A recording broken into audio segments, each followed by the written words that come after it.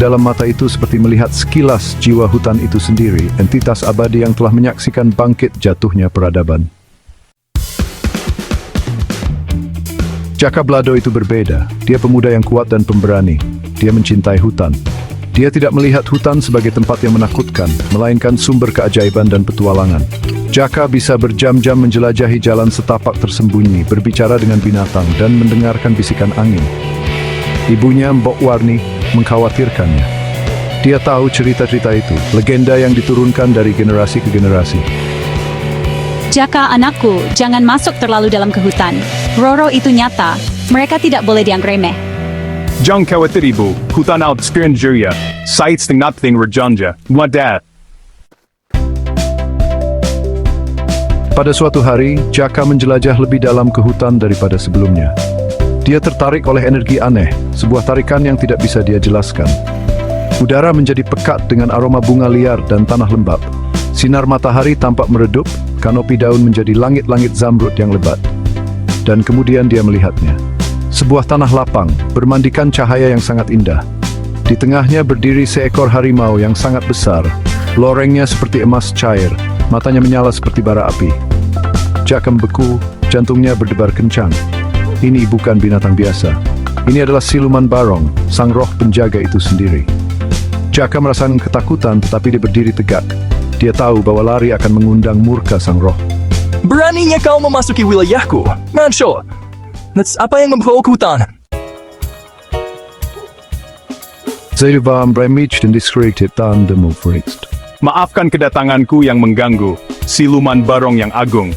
Saya tidak bermaksud tidak sopan. Saya Jaka Blado dan saya mencintai hutanmu. Saya merasakan kekuatannya, keajaibannya. Sebambara tap Jaka and the Fomberi Apet.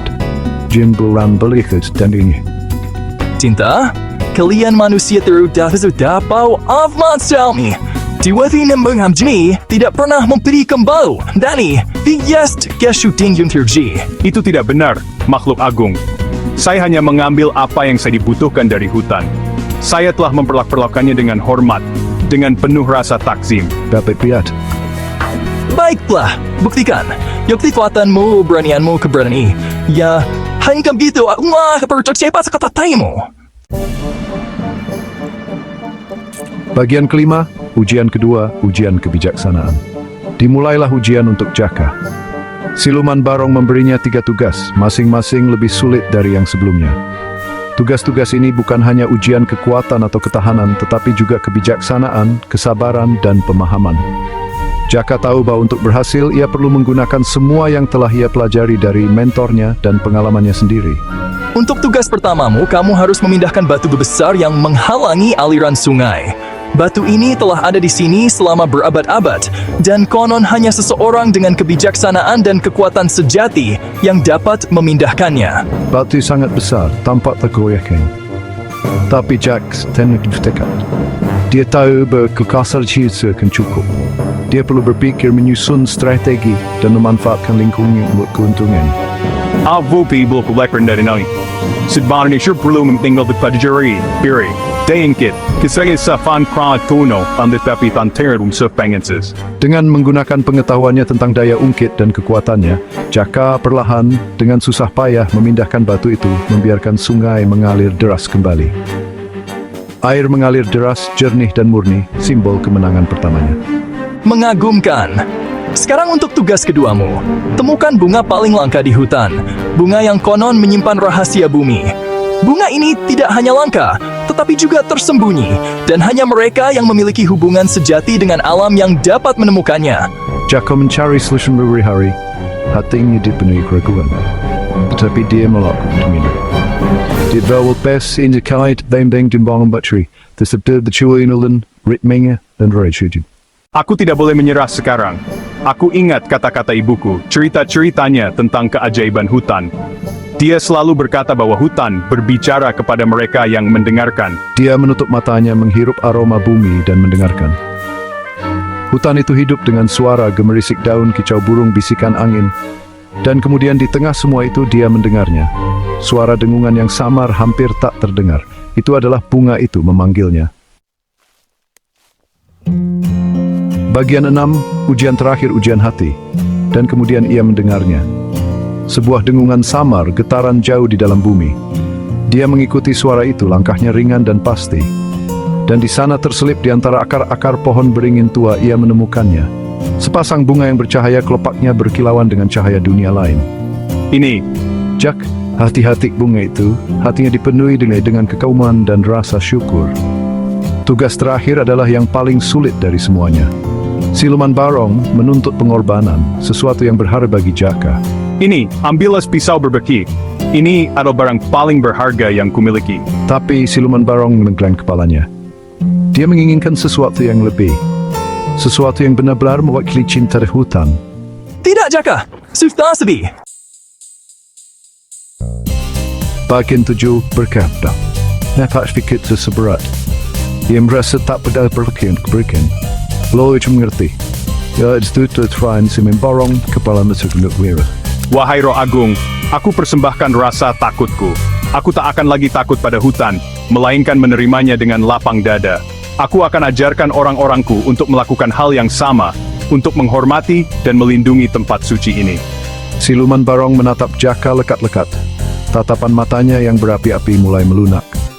Suara gemuruh rendah, hampir seperti dengkuran, terdengar dari dadanya. Ia menundukkan kepalanya yang besar sebagai tanda pengakuan. Kau telah melakukan hal yang baik, Jaka Blado.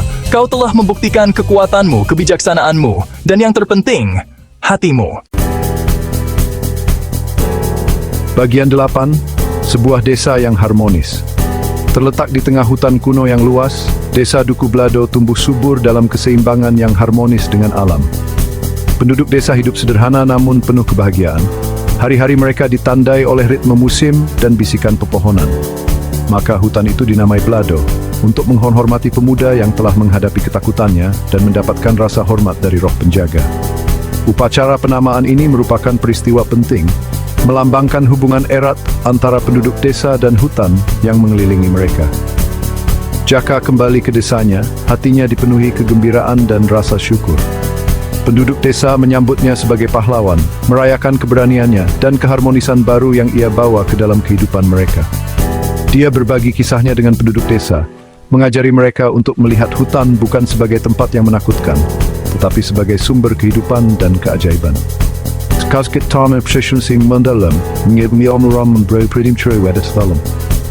Hutan bukanlah musuh kita. Ia adalah bagian dari diri kita, entitas hidup yang menopang dan memelihara kita. Ia adalah sumber kehidupan dan keajaiban. Setiap pohon, setiap tanaman, setiap makhluk hidup memainkan peran dalam keseimbangan ekosistem kita yang rapuh. Kita harus menghormati dan melindunginya. Dengan menanam pohon dan merawat tanah, kita memastikan bahwa generasi mendatang juga akan mendapatkan manfaat dari kekayaannya. Terinspirasi oleh keberanian dan kebijaksanaan Jaka, penduduk desa merangkul hutan.